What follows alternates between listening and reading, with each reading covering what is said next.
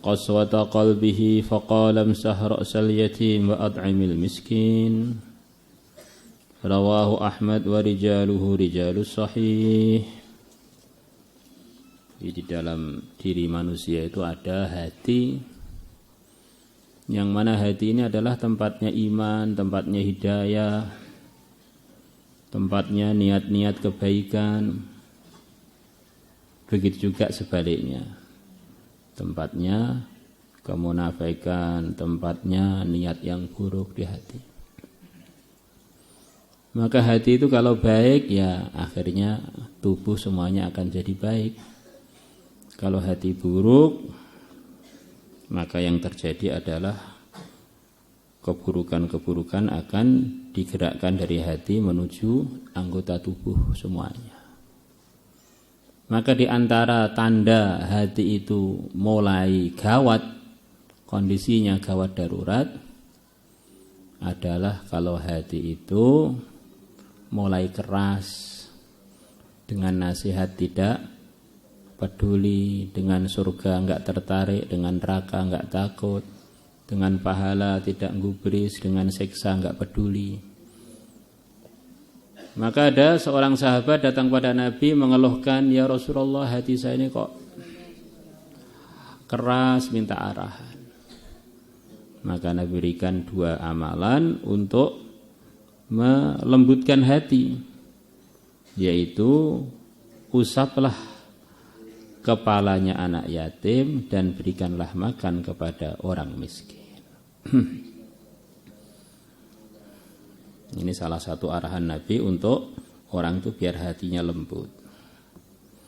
Mungkin kita ini sudah usaha, wirid ini sudah, puasa sudah, ngaji sudah, kok masih keras saja hatinya. Mungkin 2 ini yang belum kita praktekkan. Wa an Abi Hurairah radhiyallahu anhu anna rajulan, bahwa ada seorang laki-laki, bahwasanya ada seorang laki-laki syaka yang dia telah mengcurhatkan, telah melaporkan ila Rasulullah sallallahu alaihi wasallam qaswata qalbihi, kerasnya hati dia. Faqal, maka Nabi bersabda, imsah ra'sal yatim, usaplah kepalanya anak yatim, wa at'imil miskina, dan berikanlah makan kepada orang miskin. Rawahu Ahmad wa rijaluhu rijalus sahih.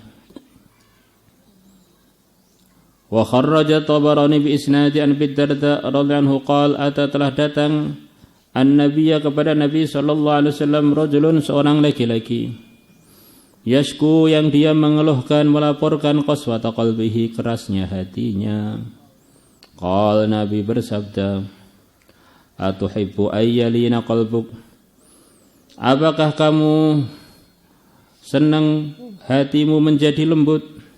Wa tudrika hajatak, dan kamu mendapatkan apa yang kamu inginkan. Kamu akan mendapatkan hajat kamu, mendapatkan apa yang kamu perlukan. Jadi ada amalan yang kalau kamu kerjakan, hati kamu akan lembut, hajat kamu akan kamu dapatkan. Irhamil yatim, sayangilah anak yatim, wamsah ra'sahu, dan usaplah kepalanya. Wa at'imhu min ta'amik, dan berikanlah makan dia dari makananmu. Di antara maksudnya wa at'imhu min ta'amik, berikan makanan dia dengan makanan yang layak. Kadang-kadang orang itu ngekrom orang lain tapi standarnya bukan standar yang baik. Dia makannya sate gulai krengsengan, ngekrom orang lain pakai tempe dan sambal korek saja. Ini namanya bukan at'imuhu min ta'amika. Itu diantara pemahaman sebagian ulama, min ta'amika itu begitu itu. Kalau anak yatim ya dimuliakan, jangan asal-asalan. Yalin qalbuka, maka akan menjadi lembut qalbuka, hatimu, wa tudrik, dan kamu akan mendapatkan hajataka, hajatmu. Salah praktekan? Wa kharaja Tabarani aidan bi isnadi Abi Hurairah anhu qala qala Rasulullah sallallahu alaihi wasallam, Walladzi ba'atsani bil haqq, demi zat yang telah mengutusku dengan membawa kebenaran, la yu'adzibullah, Allah tidak akan menyiksa yaumal qiyamati orang kiamat. Man rahimal yatim, orang yang menyayangi anak yatim. Masyaallah. Ini Nabi bersumpah kalau orang menyayangi anak yatim nanti di akhirat tidak akan disiksa oleh Allah, tapi disayang oleh Allah.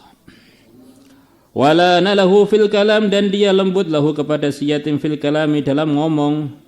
Wa rahima yutmahu, dan dia menyayangi yutmahu keyatiman dia, wa dha'fahu, dan kelemahan dia. Dia ini sayang pada dia, ini anak yatim, ini orang lemah, maka saya perlu berbuat yang baik pada dia. Belum selesai. Walam yatatawal ala jarih, dan dia tidak iri, tidak usil, tidak iri ala jari atas tetangga dia, bifadli ma atahullah ta'ala, dengan anugerah, dengan kelebihan perkara, dengan kelebihannya perkara, atahullah, yang Allah telah memberikan kepada tetangganya, ta'ala maha tinggi Allah. Jadi kadang-kadang orang itu yang diperhatikan itu rizki yang pada orang lain, dia lupa mensyukuri rizki yang Allah berikan kepada dia.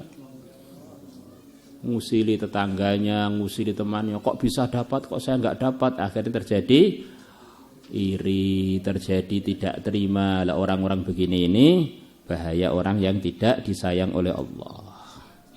Di samping nyayangi anak yatim, kita harus paham bahwa rizki-rizki itu yang melebih yang Allah berikan kepada tetangga kita itu semua adalah yang bagi adalah Allah. Allah lebih tahu apa lebih sayang. Kok saya dibagi lebih sedikit, memang yang terbaik untuk saya yang sedikit begini. Kita harus baik sangka. Jangan sampai kita berbuat yang salah, rezeki kita tetap tidak akan bertambah, tapi kita ngusili orang lain sebab iri dengan rezeki yang Allah berikan kepada dia. Akhirnya rezeki kita enggak bertambah, kita dapat murkanya Allah.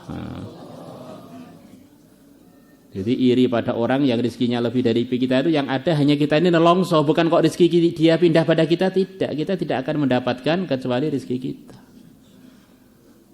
Rezekinya sudah enggak bertambah, malah dapat murkanya Allah. Allahumma salli salatan kamilah wa sallim salaman tamman ala sayyidina Muhammadin alladhi tanhallu bil qad wa tanfarij bil qurab wa tuqda bil hawaid wa tunalu bir raghaib wa husnul khawatim wa yustasqal ghamam biwajhil karim wa ala alihi wa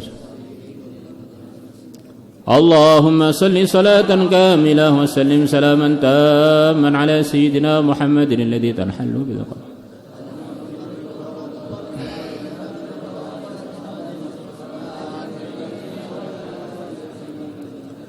اللهم صل صلاة كاملة وسلم سلاما تاما على سيدنا محمد الذي تنحل بالقلب وتنفرج بالقرب وتقضى بالحوائج ونال بالرغائب وحسن الخواتم ويسقى الغمام يجي الكريم. بسم الله الذي لا يضر مع اسمه شيء في الأرض ولا في السماء وهو السميع العليم. بسم الله الذي لا يضر مع اسمه شيء في الأرض ولا في السماء. بسم الله الذي لا يضر مع اسمه شيء. أعوذ بكلمات الله التامات من شر ما خلق. أعوذ بكلمات الله التامات.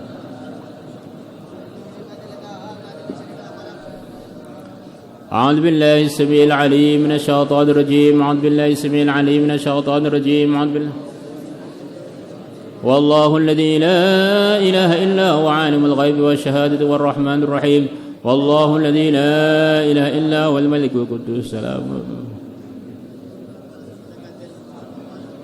والله الخالق البارئ المصور الأسماء الحسنى يسبح له ما في السماوات. بسم الله الرحمن الرحيم. قل والله أحد الله الصمد لم يلد ولم يولد ولم يكن له كفوا أحد. بسم الله الرحمن الرحيم. قل والله أحد الله الصمد.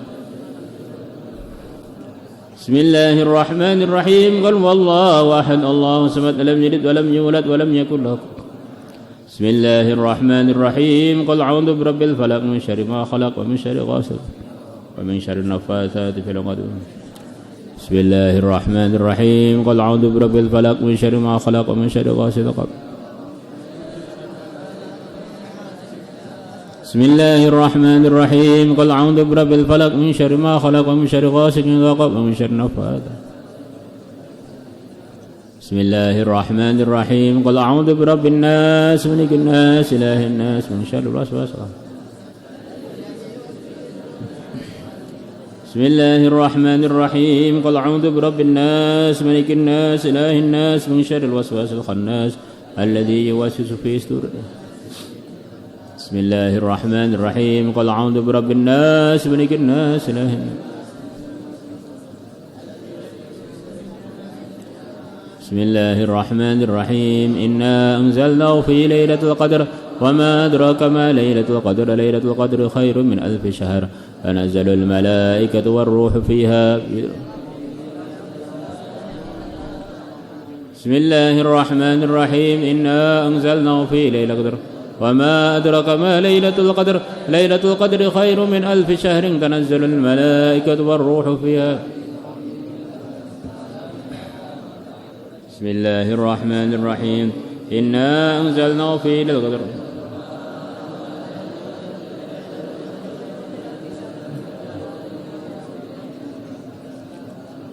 Ya Allah ya sahibal qudrah. Ya Allah ya sahibal qudrah. Ya Allah ya sahibal qudrah. Ya, nahmaduhu wa nusalli wa nusallimu ala rasulihil karim, amma ba'd. Teman-teman santri, selepas istikharah menimbang-menimbang berbagai macam pertimbangan dan musyawarah dengan tim-tim, dengan Pak Yai Patah, dengan penanggung jawab yang lain Pak Imdad, terus kemudian dengan pihak pemerintah, kita rapatkan tadi malam sampai jam 9-an kurang. Kesimpulannya, ini kita setiap tahun itu kan ada ujian-ujian yang mungkin berbeda. Untuk tahun ini kita pengen semua santri itu ada kedewasaan di dalam mendengar keputusan yang sebentar lagi akan disampaikan. Karena pertimbangan sebagian wali murid pengen santri itu tetap di pondok, itu lebih aman, lebih ini begitu, pondok dianggap semuanya sehat. Ada sebagian wali murid begitu khawatir, sebagian dan sebagian banyak telepon bagaimana mau diawasi sendiri oleh wali muridnya dan sebagainya. Maka karena pertimbangan itu, semua teman santri, putra maupun putri,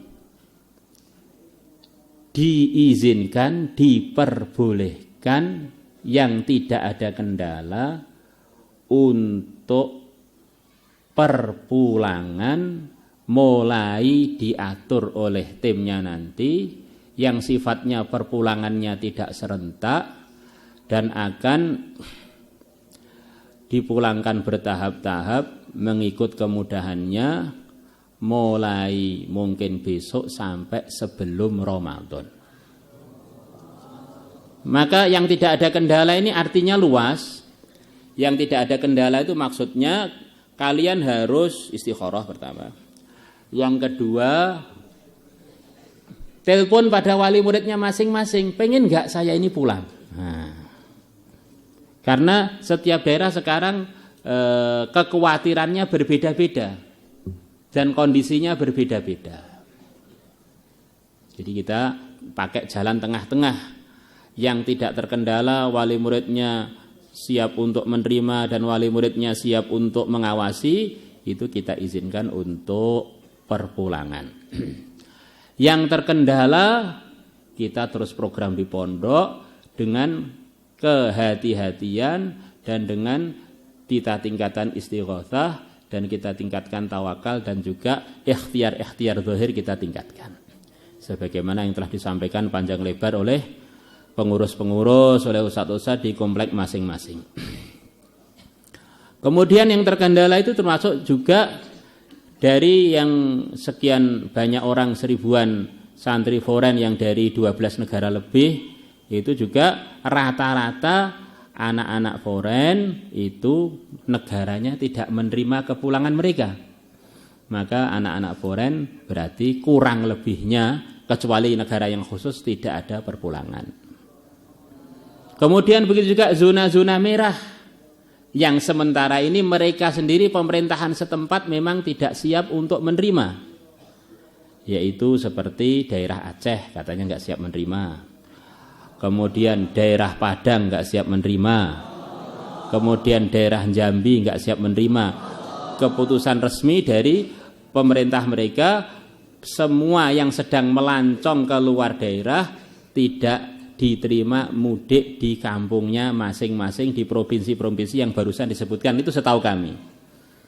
Begitu juga yang daerah Jabodetabek itu kemungkinan besar juga tidak mengizinkan orang-orang dari luar walaupun kita pelajar untuk pulang ke sana. Maka karena ada kendala-kendala begitu itu, tidak semua pengumuman ini berlaku untuk setiap santri, untuk yang tidak terkendala. Maka yang terkendala tidak boleh dipaksakan.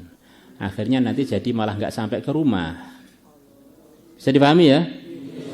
Ini penting. Jadi kita berharap nanti santri itu dengar begini ini, mikir dengan cerdas, mikir dengan istikharah, saya ini baiknya pulang apa tidak? Karena pelajaran akan terus kita teruskan dengan mengelola teman-teman santri yang tidak pulang. Dan yang pulang arahannya begitu itu hanya daerah-daerah yang tidak terkendala. Kalau daerah yang tidak terkendala lebih banyak, ya ahlan wa sahlan. Kalau yang terkendala lebih sedikit, juga ahlan wa sahlan. Kesimpulannya kami membolehkan, mengizinkan untuk kepulangan dimulai dari besok sampai menjelang Ramadan. Kemudian amalan-amalan harian yang telah kalian dapatkan yaitu ayat hidzi. Kemudian setiap lepas sholat hari-hari ini ada doa-doa khusus untuk penjagaan, kalian teruskan. Dan berjemur kalian teruskan. Terus dengan teman-teman renggang-renggang 1 meter atau 10 meter juga ahlan wa sahlan. Nah, itu diteruskan kehati-hatian itu. Terus nanti kalau sampai ke rumah, ini terutama bagi santri-santri yang baru pulang, jangan kaget kalau orang kampungnya kadang-kadang khawatir. Akhirnya kita perlu ngisolasi diri 2 mingguan, 2 Jumatan di rumah, nggak usah keluar kemana-mana, semuanya dikerjakan di rumah. Selepas orang kampung hilang was-wasnya kita baru keluar, ahlan wa sahlan. Keluar pun dibatasi biar kita tidak masuk dalam bahaya-bahaya. Bisa dipahami ya? Karena kemarin ada teman-teman pulang ke rumah di daerah dekat-dekat sini, dianggap dia ini baru safar, pulang ke rumah, begitu masuk masjid, semua orang di masjid lari tunggang langgang karena ini beneran, ini cerita beneran. Tadi malam juga ada orang mau pulang ke rumah sehat walafiat, dicek kesehatan sehat walafiat, orang Madiun baru pulang dari negeri jauh, sudah lockdown, sudah periksa ke dokter selengkap semua. Dia telepon keluarganya mau pulang, seluruh keluarganya ngungsi semua dari rumahnya, istri-istrinya ngungsi. Akhirnya bingung gimana ini kok orang jadi ketakutan semua. Maka kalian harus dewasa, terutama santri-santri yang belum terlalu gede itu, baru gede itu, santri baru gede, santri-santri utara atau santri-santri putri nggak pernah gede, kecil terus, ya itu. Nelpon dulu, jangan pakai baper, tapi pakai kenyataan. Saya ini pulang itu diterima enggak oleh keluarga, gimana itu? Telepon dulu semuanya. Jadi akhirnya pihak pondok juga enak, semua yang di pondok dengan kesadaran semangat, yang pulang juga memang walinya, kemudian pemerintahan setempat juga bisa menerima dengan sebaik-baiknya. Kita nanti kerjakan koordinasi dengan kepolisian itu untuk bis-bisnya itu bisa sampai ke tempat tujuan tentu saja yang tidak istilahnya sekarang mungkin zona-zona merah itu. Kurang lebih begitu, paham? Kemudian di setiap daerah kondisi kekhawatiran masyarakat itu beda-beda. Mungkin di sebagian daerah sampai sholat jamaah pun nggak ada di masjid, sholat Jumatan pun nggak ada di masjid. Maka santri-santri jangan bikin ngejos yang tidak bermanfaat. Rasulullah itu dalam sejarahnya di Mekah pernah sholatnya nggak di masjid sekian lama. 3 hari sebelum beliau wafat, 3 hari penuh sholatnya nggak di masjid karena beliau ada uzur, yaitu sakit keras. Padahal rumah beliau dengan masjid gandeng rumah Sayyidah Aisyah. Enggak Jumatan gimana Pak, tempat saya ini sehat-sehat aja. Pokoknya kamu ikuti kondisi masyarakat setempat bagaimana. Ini dianggap ada uzur oleh para ilmuwan, dianggap ada uzur. Ini urusan ini sepakat, daerah-daerah yang sudah enggak berani Jumatan kalian jangan nyalahkan. Karena perasaan orang yang khawatir ini, wabah ini benar-benar mengerikan. Kok wabah mengerikan? Kita ini sudah berangkat Jumatan ke masjid, laki-laki ya sudah berangkat Jumatan. Tengah-tengah berangkat atau sudah sampai tempat tiba-tiba perus mules loh. Kita diizinkan, malah nek perlu diwajibkan keluar dari masjid, kalau enggak bonjol di masjid toh. Padahal risikonya berak di masjid paling apa? Ya paling kotor semua. Ini kalau wabah ini perasaan orang-orang itu lebih dari itu, bisa copot nyawanya gitu loh. Bukan sekedar urusan kebelet ngising. Ya, ini gambaran mudahnya begitu itu. Jadi perasaan orang itu uzurnya itu Masya Allah. Jadi sudah melebihi ngudur ngising lipet-lipet gitu loh. Kita ini nggak ada ngudur apa-apa ke masjid, mau ngising ya langsung keluar sampai di WC sampai selesai Jumatan nggak dosa. Karena apa? Karena gara-gara perut. Nah, ini gara-gara lebih dari itu perasaan orang-orang yang sedang khawatir itu. Maka tidak usah terus wah ini orang-orang ini belum tauhidnya belum mantap ini akhirnya.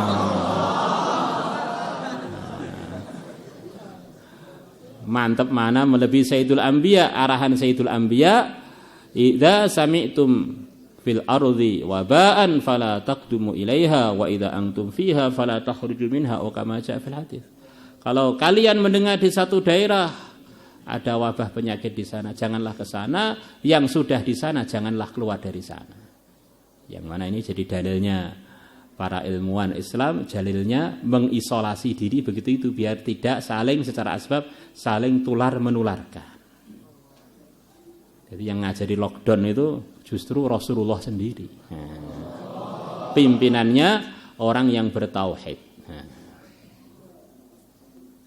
Tidak ada penyakit menular, itu adalah tertib keyakinan. Kemudian hidupnya hati-hati, itulah tertib ikut yang mulia Nabi besar Muhammad SAW.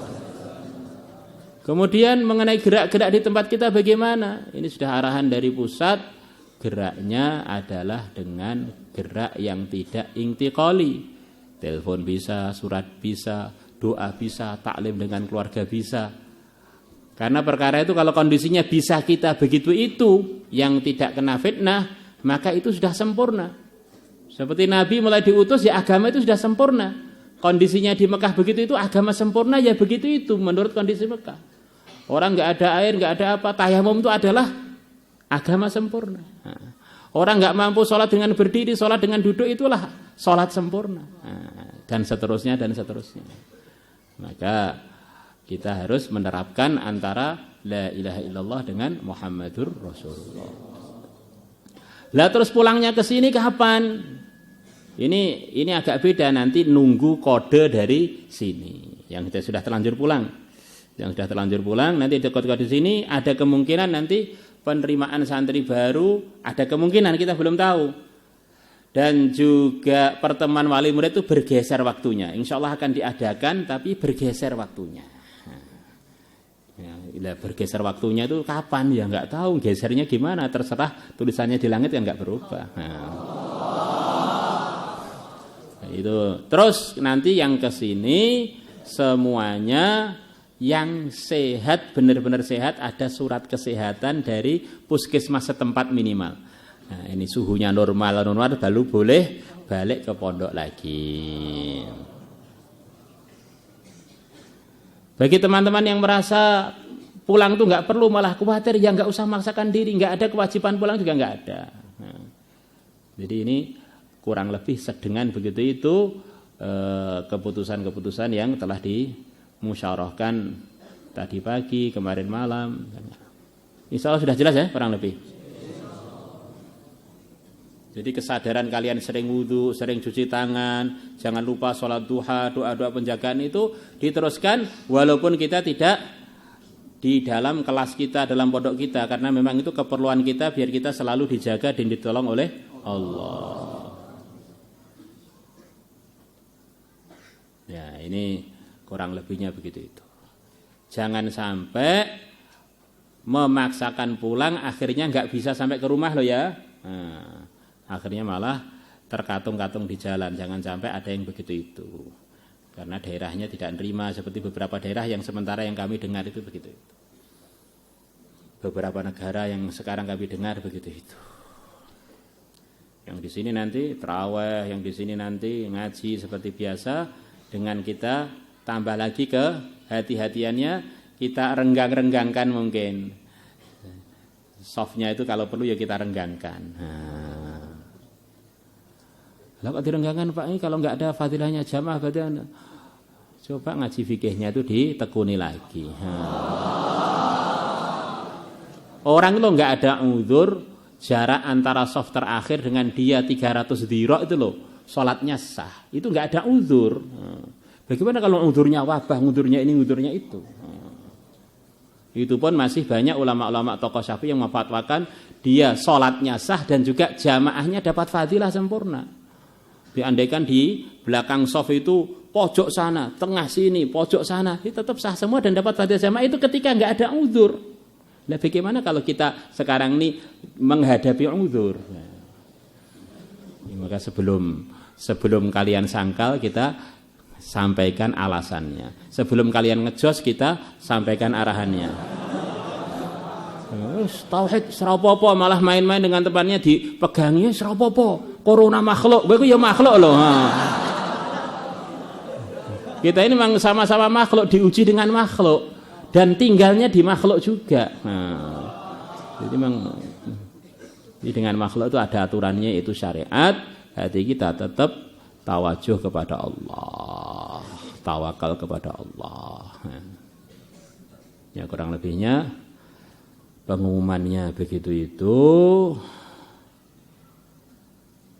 Ya, nanti akan ada tim komplek, tim ini itu yang akan mengatur, konsul-konsulnya akan mengatur sesuai dengan kemudahan daerah masing-masing. Yang tidak mudah jangan dipaksakan. Termasuk yang tidak mudah itu yang tidak punya bekal nggak usah hutang pulang. Kemudian maslahatnya di pondok ya dilunasi minimal bulan April ini dilunasi. Untuk yang pulang di antara syaratnya itu maslahatnya di pondok dilunasi bulan April biar masih berjalan dengan baik semua urusan-urusan yang jadi tanggungannya pondok. Apalagi kemarin teman-teman sekian ribu baru keluar fisabilillah dan sebagainya itu juga kan selama keluar hanya bayar separuh sebagian itu ya. Yeah.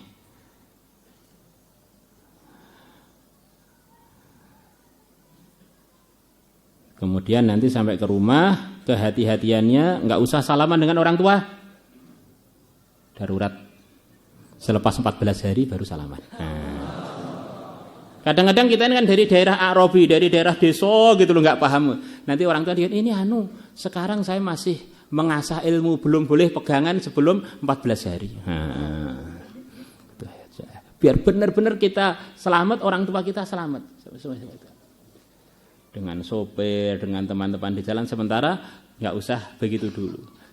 Kan sunnah itu sempurnanya assalamualaikum, salam, kemudian musafahah. Sempurnanya ini sudah bagian dari sunnah adalah salam. Salamannya ditunda karena ada yang wajib yang perlu kita kerjakan yaitu kehati-hatian menjaga diri kita dari hal-hal yang mandorot. Yang mandorotnya itu sekarang nggak tampak di mana letaknya itu nggak tampak, maka kita hati-hati aja. Gimana? Insyaallah? Insyaallah. Karena kadang-kadang orang Indonesia itu baperan, terbawa perasaan, apalagi santri-santri sebagian daerah itu memang perasaannya lebih maju daripada kehati-hatian. Nanti kadang-kadang di rumah sudah disambut ibunya di itu atau disambut ayahnya. Terus di Pondok Putri mungkin sebagian dijemput orang tuanya, sementara ditunda dulu salamannya. Nah, salaman dengan dadanya masing-masing dah. Ini kehati-hatiannya begitu, dah. Orang hati-hati itu bagus biar santri ini juga jadi contoh untuk dirinya dan untuk masyarakatnya. Mondok di Magetan ternyata ngajarkan hakikat dan syariat, bukan ngajarkan ngejos tok, enggak ada syariatnya atau syariat tok, enggak ada tauhidnya, tidak begitu. Itu semuanya dikerjakan dengan baik, akhirnya agama Islam terwujudkan di dalam kehidupan, akhirnya jadi indah, akhirnya dapat hidayah dan jadi asbab hidayah. Begitu? Nah, ya kalian mulai lepas ini bisa telepon pada orang tuanya, saya ini kepulangannya diharapkan enggak sih? Nah.